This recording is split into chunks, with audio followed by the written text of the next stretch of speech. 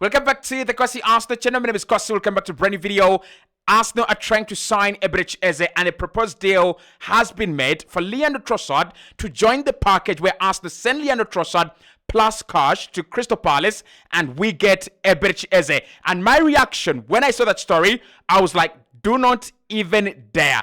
I like EZE. He's one of my favorite players that Arsenal should sign this summer. Obviously, I've always wanted Arsenal to look into the direction of EZE.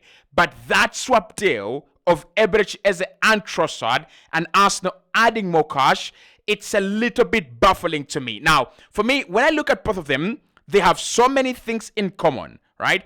EZE is very clinical. Trossard is so clinical. EZE is clutch. Trossard could be clutch. Actually, Trossard is clutch as well. But for me, I just feel like Arsenal need one more year, one more season with the experience of Leandro Trossard. I don't know if you guys agree with me, but I just feel that Leandro Trossard should stay at Arsenal by the time September 1st clocks and that window closes. I want your thoughts. I want your opinions. I know many of you would look at this as a very, very good deal.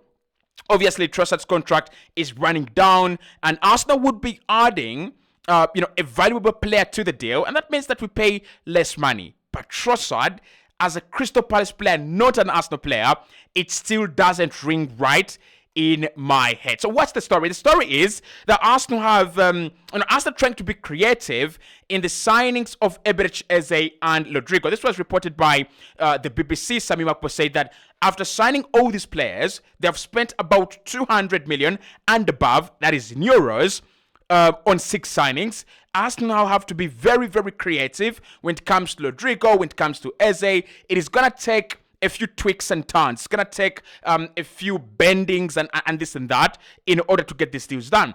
And I don't have a problem with that. Guess what? I don't have a problem with that. My problem is how creative are we willing to go? And what is the kind of creativity that Arsenal really going to try to implement? If it is Trossard, don't touch him. There are so many players that Arsenal could add to this deal, realistically and hypothetically, that we're going to talk about. That's why for me, EZE and Trossard is a no chance deal. Don't even dare to do it. But I also understand where Arsenal are really coming from. And especially with a sporting director like Andre Bata, he's looking at this situation and he's like, losing Trossard on a free in just a few months' time, or adding him to a Crystal Palace deal where we get EZE, which is better. And honestly, although I don't want to agree, although I don't want to accept it, EZE going this side and Trossard going the other way, and Arsenal don't risk losing him or losing Trossard on a free, is actually a much better deal. I don't even want to lie. But I think there are a few questions that we've got to ask here. And I think question number one, does Leandro Trossard really want to leave Arsenal? Now, in the morning, we talked about it, and there were stories that Leandro Trossard really wants to leave Arsenal. He's considering his future. There were rumors as well that he had agreed personal terms with Fenerbahce. They were giving him a very good wage, and Fenerbahce had approached Arsenal. Now, those rumors were quickly turned down by Jacobs and Fabrizio, and this guy said, listen, Arsenal are not in talks with Fenerbahce, and Fenerbahce have not agreed personal terms with Trossard, and they don't even have Leandro Trossard as as part of the players they're monitoring, right? They don't have him as part of the players they're monitoring, and then we're like, okay, Trossard maybe doesn't want to leave, but I don't think all outlets would actually lie about this. That's the truth. I think there is an element of truth when it comes to maybe Trossard wanting to leave. I think there's a very, very big possibility that Trossard is not an Arsenal player by the end of the season. So, should Arsenal do this deal? Should Arsenal walk into negotiations with Crystal Palace to swap Trossard and EZE? If he wants to go, if Trossard 100% is saying, I want to go, I don't want to be part of this Arsenal team anymore, I want to go and experience something else, right? Then that's okay. I don't have a problem with that. And if Trossard agrees to be part of the deal, then I think we have little to do apart from honoring his wish, letting him go, and playing football elsewhere. That's number one. Number two, the only condition that, under which Arsenal do this is if we cannot sell Trossard abroad. Because for me, he's one of those players I'd never, ever in my life want to meet again. He's a lethal striker. He's a lethal clinical striker of the ball. Sell him abroad, get 20 million, add 20 million to that, send 40 million to Crystal Palace, and maybe a deal can be done. Because also, I don't think Crystal Palace are going to value a 29-year-old, a 30-year-old player very highly. We are gonna get cheated. If you sold Trossard to Saudi Arabia, I bet you make more money that allows you to do the Ebrich as a deal quicker, right? Than this kind of swap deal. Because Palace are gonna be like, we are valuing Trossard at 15 million, or we are valuing Trossard at 13 million. Give us another 50 million, or give us another 47 million.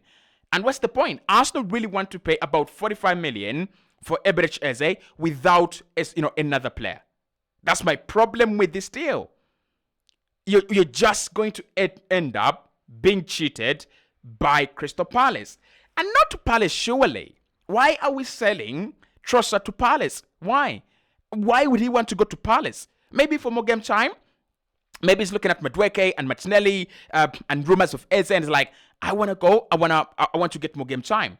Maybe he doesn't see himself get enough game time. That is understandable. But sell him abroad. For me, this is a bad idea. This is a bad idea. It's an idea that I'm not up for in a minute. Because for me, I've told you before, and I say it again, Trossard is experience that we need. Trossard is a match winner that we need. Trossard is clinical finishing that we need at this football club. Despite the fact that we're bringing in Victor Gyökeres, despite the fact that we're bringing in a number 9, you've got to have other strikers as well. Look at Liverpool at their peak. Salah, immaculate finisher. Firmino, immaculate finisher. Mane, immaculate finisher. And that's what you want to have. You want to have a player like Trossard who can come into games and impact them. Madueke can come into games and impact them. And so is Wanyeri, and so is a player like, let's say, Mikel Merino. They can impact games. That's what we're trying to build.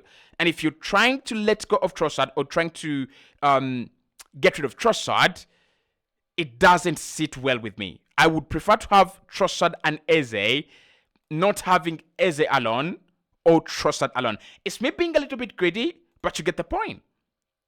The whole point is Arsenal getting better. The whole point is Arsenal improving. And what improves us is Trossard and Eze, not either row. So, no, don't do the deal. But if Crystal Palace, because I've seen that it's now 3 times that Arsenal have tried to propose a swap deal for Ebrich Eze. And this is us being creative. This is us trying to say, we are not willing to let go of the deal, but we would love to be creative.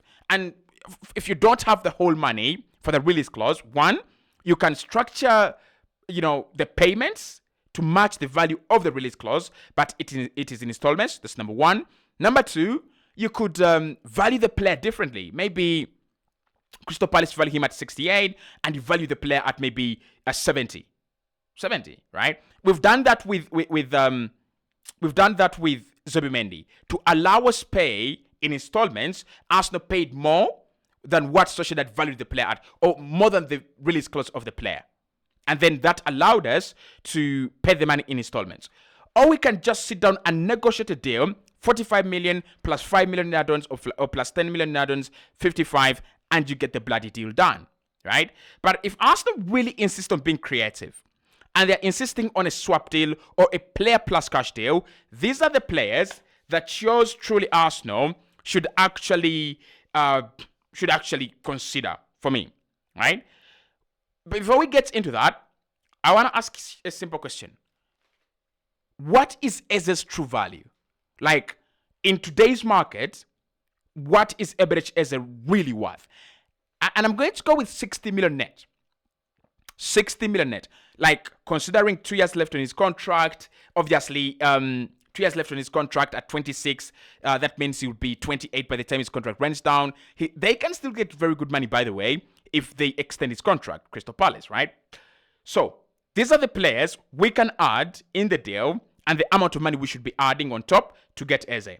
One is Reece Nelson. So Reece Nelson is a player that Crystal Palace could benefit from very much. Although they've got Matthias Franca and they've got Ismail Sarr, you need that backup guy. You need those backup vibes. And Reece Nelson is that player. Doesn't get injured a lot. He's one that, would really link up with Edin Ketia and they would be cooking. I don't know what they would be cooking. They would be cooking poison. But regardless, they're not cooking it at Arsenal. So take him. So I think Reece Nelson to Crystal Palace and Arsenal add 35 million. Because that's the truth. We add 35 million, we get EZE, and we give them Reece Nelson. That's not a bad deal. That is not a bad deal at all. Number 2 is Fabio Vieira. And with Fabio Vieira, I'm thinking, well, you're selling your number 10, you're selling your creative, you're selling your you're selling your attacking midfielder. Hello? Do you need an attacking midfielder to replace EZE? Well, this is a self-speech from Arsenal. We've got a very good number 10, and this guy is from Portugal. When it comes to Portuguese, Ronaldo, Bruno Fernandes, Fabio Vieira. Very good player. He's going to create chances for you. He might win you they're not in the Europa League. He might win you the Conference League. In fact, you might be able to defend the FA Cup with Fabio Vieira. Look, that's a very, very good advert. If someone could, at Arsenal, could just give me some money, I could produce that. But for me, Fabio Vieira makes sense. The only question is, would he thrive under Oliver Glasner? Oh, there's a question there. But I think Oliver Glasner is a good manager. And if they really consider him, it would be a good signing. Fabio Vieira and 35 million as well. I think you add 35 million on top of Fabio Vieira, and it's a good deal. Then Gabriel Jesus. Calm down, guys. Gabriel Jesus to Crystal Palace is weird. Like, I just don't see Gabriel Jesus in Crystal Palace colours. I think when he leaves Arsenal, it's for a club like Barcelona, Napoli, Juventus, like that, right? Brazilian vibes. But if Arsenal really are trying to be creative, Gabriel Jesus is more than surplus to requirements at Arsenal right now. So with Gabriel Jesus for EZE, we pay less. We add little money.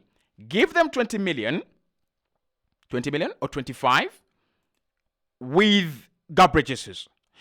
They are not going to turn down that unless it is Gabriel Jesus who says, I am not going to Crystal Palace. But if it is possible, they need a number 9. Of course, they've got Mateta, but having Mateta backed up by Jesus, or having Jesus on one wing, Ismail Sarr on the other, and then Mateta, that is an elite attack. And I tell you, Oliver Glasner would do a fantastic job with Gabriel Jesus. He might score 20 goals. Kidding, but you get the point, right? So, I think Gabriel Jesus needs to be considered if we are trying to be creative. And then there is this guy called Kai Havertz. Of course, Kai Havertz is more expensive than Ebrich Eze, but to be honest, his value has dropped significantly. I don't think anyone's going to give you 65 million. Anyone is going to give you 70 million in Kai Havertz. So this one is just a plain swap deal. Eze comes this side. Kai Havertz goes to Crystal Palace. Havertz has been Arsenal's top scorer this campaign. So Crystal Palace are getting themselves a midfielder who can score a lot of goals. Simple deal. Right? Then, Jakub Kiwior. Now, with Jakub Kiwior, I'm serious, okay? With Jakub Kiwior, you've got a player that could potentially replace Maguire, right? We don't know if Maguire is going to leave on a free. We don't know if Maguire is going to leave for Liverpool this summer. But you've got a player who could potentially replace Maguire, and he's going to do well. He would do well at Crystal Palace. The only issue is we would have to add them like 5 million or 8 million. Because for me, I value Jakub Kiwior highly. I'm not lying. I value him very, very highly. Albert Sambi Lokonga. Yeah. Now, does Lokonga get into the Crystal Palace team? Right? Does he get into the Crystal Palace team? They've got Czech Dokore there. They've got Lamar. No, he doesn't get in. He doesn't get in. Because even Adam Watson, no, he doesn't. Guys, he doesn't get in. He doesn't get in. He doesn't. He's not fit to be on the bench at Crystal Palace. He's not fit. Because if there is Lamar, Watson, and Chektokore, and then you have Hughes, you have no business Lokonga at Palace. There's no business for this guy. They would give us like pennies. I think they would say, of the 68 million, we shall give you 3 million for Lokonga, pay us 65. So that one, no, don't put him part of the deal. I think there are other players as well that I might have forgotten, but the whole point is Arsenal could be more creative with other players than Leandro Trossard. So there was a story today that Arsenal are actually, let me try to share this if I can get it, right? So there's a story that Arsenal were interested in Joao Palhinha, right? Here's the story. The Arsenal, it's coming in from Bild in German. The Arsenal are interested in signing Joao Palhinha from Bayern, and we were trying to do the deal before the Club World Cup. I like Palhinha, but not more than Zubimendi, and it would be more expensive to be a backup to Zubimendi. So I think the Christian Noga deal makes more sense to us, and the Zubimendi deal again makes more sense to us. But I like Palhinha. If Arsenal had brought him in, not a bad replacement for Partey. Of course, he's Premier League proven. He's been at Fulham. Good player. Gets a lot of yellow cards though. Maybe that's why we never signed him. Maybe.